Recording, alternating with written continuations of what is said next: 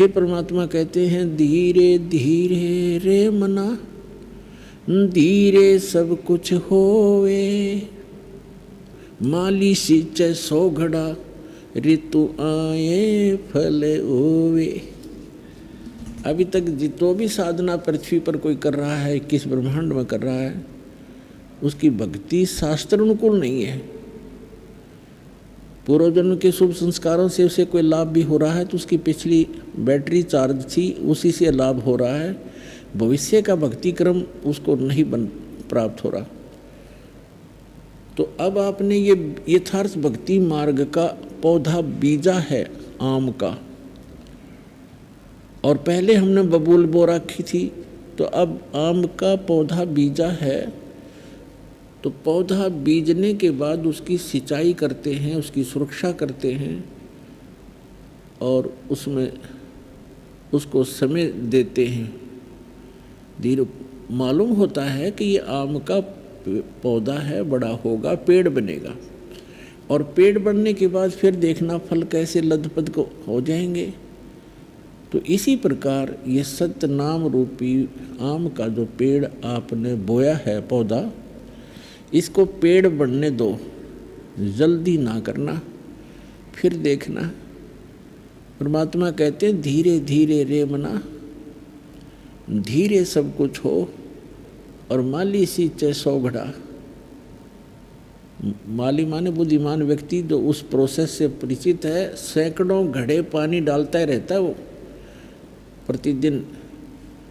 तो ये 2-4 वर्ष के अंदर वो उसमें सैकड़ों घड़ा पानी डाल देता है, और फल फिर भी नहीं लग रहे होते हैं, लेकिन वो परिचित व्यक्ति है उसका, वो हिम्मत नहीं हारता, उसको विश्वास है कि इसको फल लगेंगे।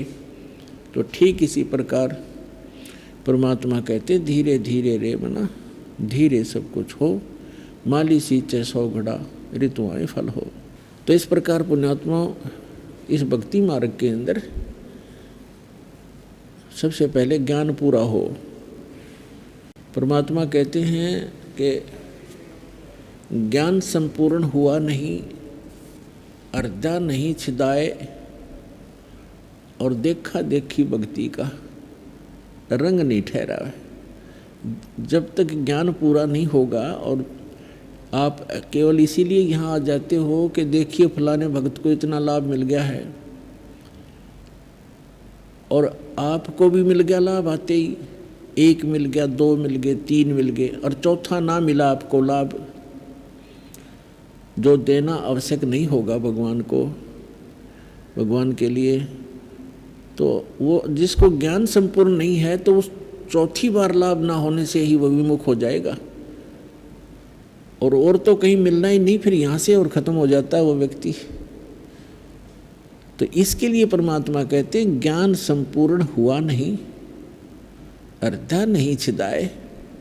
हृदय के अंदर कसक नहीं बनी कि सचमुच ये ज्ञान यही है, पृथ्वी पर भगवान है तो यही है, और समाधान है तो यही है, और हमें लाभ नहीं हो रहा है तो कोई रजा है दाता की, कभी तो सुनेंगे। उसके लिए क्या बताया भगवान ने, राम नाम रटते रहो, राम नाम रटते रहो, जब तक घट में प्राण, कभू तो दीन दयाल के हे भनक पड़ेगी कानू।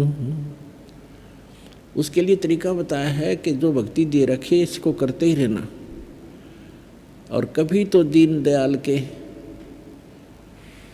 कानों में भनक पड़ेगी, कभी सुनेगा गरीबों की, अवश्य सुनते। तो इस दृष्टिकोण से इस मार्ग को सफल बनाना है। और वैसे परमात्मा से कोई चीज़ छुपी नहीं है, उनको सब मालूम है मेरे बच्चों को किस वस्तु की आवश्यकता है और कौन सी कब देना है और ना देना है। तो हमने केवल एक हठ नहीं बनाना होता कि हमें ये काम हुआ तो ठीक है, नहीं तो भगवान नहीं है।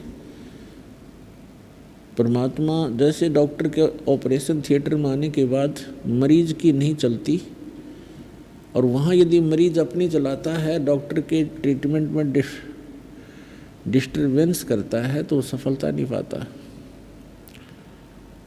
तो आप जी को जिस दिन दीक्षा मिल जाती है, आपका प्रवेश हो जाता है इस जन्म मरण के रोग काटने वाले हॉस्पिटल में। और फिर काम परमात्मा का है, वो कैसे आपको कौन से लाभ दे, कौन से छोटे मोटे कष्ट भी देने होते हैं। जैसे इंजेक्शन लगाता है डॉक्टर तो भी कष्ट होता है, तो कष्ट नहीं होता, वो ट्रीटमेंट का एक हिस्सा है। ठीक इसी प्रकार छोटे मोटे अगर फिर भी कष्ट आते हैं तो परमात्मा के ट्रीटमेंट के एक हिस्से ही समझना उनको।